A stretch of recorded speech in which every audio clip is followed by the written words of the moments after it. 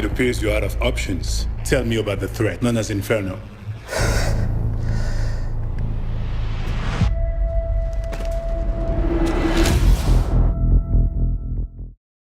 Hello and welcome to Frame by Frame. The only film and TV review show on the internet hosted by us. I'm Jim. And I'm Nick. And this week, guys, welcome to the very first episode of Frame by Frame, hosted in front of a live studio audience! Woo! Guys, this week we are watching Inferno. Alright, so based on the novel of the same name, Inferno is the third of the Dan Brown thriller novels to be turned into a film. In Inferno, Tom Hanks reprises his role as Professor Robert Langdon.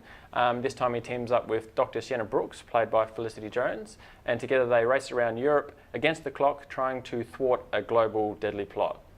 Professor Langdon, we need your help. 3 days ago, a man killed himself. We think it was part of something much bigger. There was a package in his pocket. And what was it? Dante's Inferno. Dante defined our modern conception of hell 700 years ago. But these circles of hell have been rearranged. Why Dante? Why this map of hell? Dante. Dante's death mask. Yes. We've got to get to Florence. So Ron Howard directed, Tom Hanks team up again. Yeah. Had you seen the first two films? I haven't seen the first two films. I came into this relatively new to, I guess, the whole series. Having read the books, I was sort of pretty aware as to what was going to be going on, at least from the first two. So I came into the third with a bit of background knowledge as to what was going on.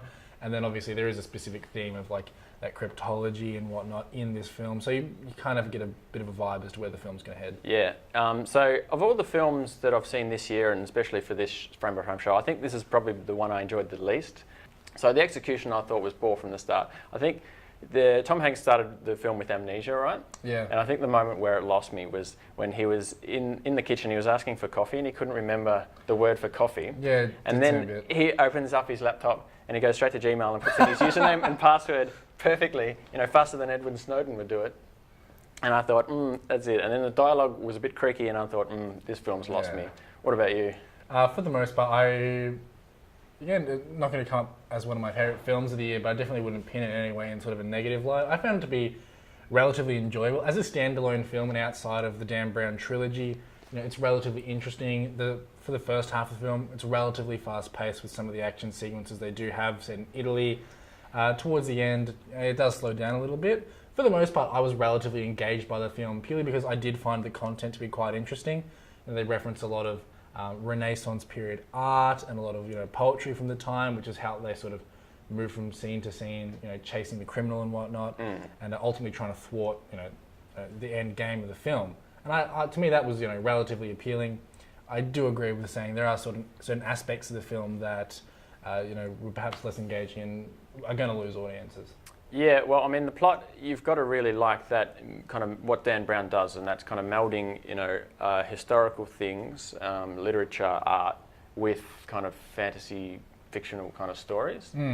So if you're into that, the books have been hugely popular, obviously, and the stories are hugely popular. I don't think any of the films have done that well or been that successful at translating that popularity into the film. Yeah.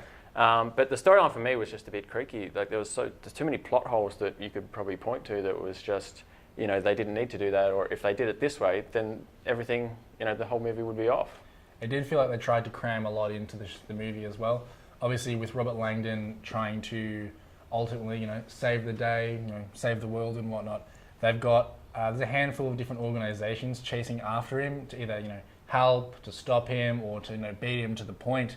And I think they really just tried to throw too many characters and intertwine too many motives into the reason behind, this epidemic that will, be unleashed onto the world if he isn't successful. It just felt like towards the end, too many characters, and that sort of took away from just how, the climax of the film, how important that was to it all. Yeah, and it was a shame for me because I thought the cast was really good. Tom Hanks is a great actor. Felicity Jones is fabulous. Irfan Khan played a role in the film as well. Talented actors, but like I said, for me the dialogue was just so creaky. They really wasn't their fault, but they couldn't do anything with that dialogue. So all in all, the film is going to do well, especially considering the cast, the budget, the production value and whatnot. However, at the end of the day, it's not going to be terribly well received, and primary reviews from its first week of release and the first weekend it's been out here, that sort of supports that. And I think especially when you compare it to how strong potentially the Da Vinci Code and Angels and Demons, was relatively successful as well. In the trilogy alone, it's definitely not going to be the most remembered of the whole series. Need access to the Dante mask. The Dante mask is no longer here. It was stolen. Here's the security footage. Professor? That looks like you. I have no memory of taking that mask. You did. I just saw you. I want to know what I'm involved with. Why was someone shooting at you? Everything is out of focus. Professor, you are having visions, aren't you? The people behind this would do anything to protect the truth. You have no idea what they're capable of. This is what I have been seeing. Look, look, look. This is not in the original painting. Here's another one. Prophecy.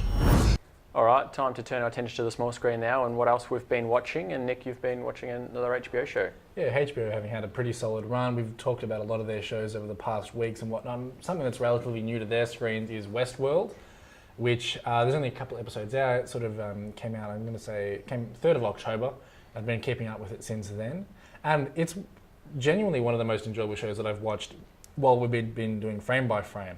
So it's kind of, I guess, a combination of it's Truman Show meets, artificial intelligence meets, Magnificent Seven. So it's a real combination of, futuristic technologies meshed into a world of, the Western culture, like, cowboys and Indians type stuff.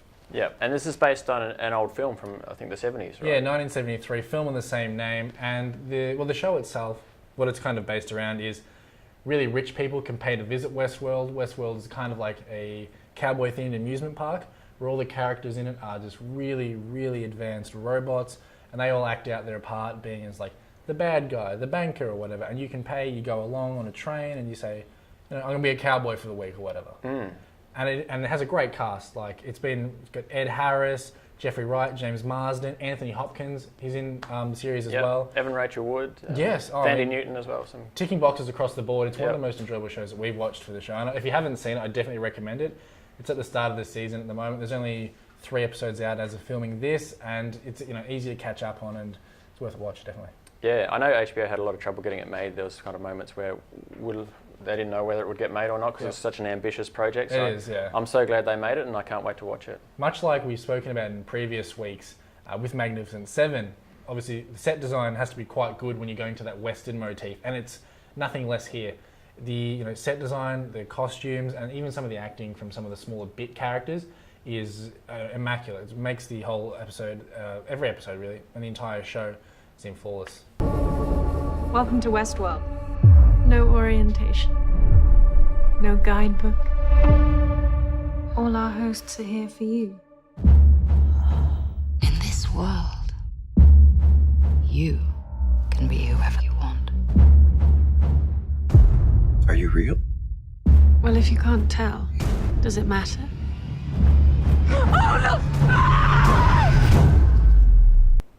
So yeah, another great show coming out of HBO, and again, we've got a bit of a theme going for this week's episode. Another HBO show you've been watching, Jim. Yeah, we're actually sponsored by HBO, so we have to do this. But anyway, High Maintenance. Yeah, I've finished binging Luke Cage last week, so I needed a new show.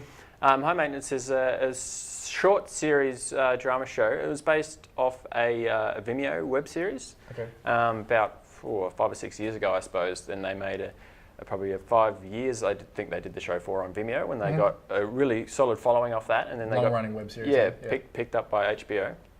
So the story is about the guy, this is the guy. That's all he's ever referred to in the show as the guy. That's the guy. That's the guy, and he's a marijuana dealer who in Brooklyn who visits different people's houses around New York, dealing them marijuana. As guys do. And then he gets involved in their lives in various ways. Sometimes it might be just a drop-off. Sometimes he might actually hang out with them for a while, to varying degrees. And each episode focuses on a different client and therefore a different story. And the show I'm really enjoying so far. It's really unique. It's a bit weird, a bit esoteric. The stories are very different. Like one episode was even told from the perspective of a dog. The whole episode was from the perspective of a dog. Sure, yeah. And all the stories they tell are a little bit left of field. Sometimes he went to a swingers party. Different people, kind of different, unique personalities around the New York area. Okay. So I'm really enjoying it. The characters that they managed to create in this half-an-hour show are really good interesting stories, something different. There was a great story a few episodes ago about some Muslim teenagers that I really enjoyed. You know, there was an Asian family. There's a lot of really interesting stories there.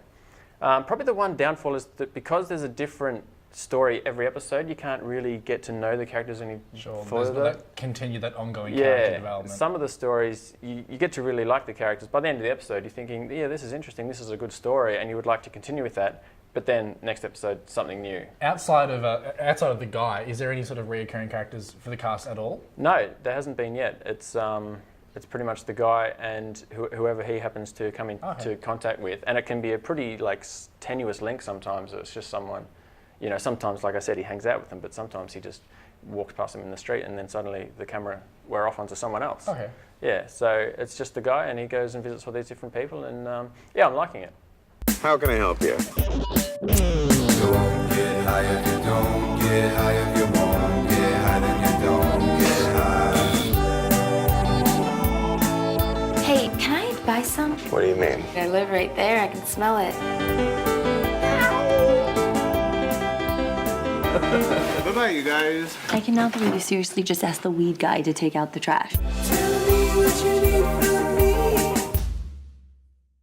All right, well, that's all we've got time for this week. Thanks again, guys, for tuning into another episode of Frame by Frame. But this week, Jim, a bit of a milestone here on Frame by Frame. Yeah, it's our 10th episode. Guys, you've made it 10 episodes in, and here's to another 10 more at the very least. Guys, thanks for tuning in. We'll see you next week.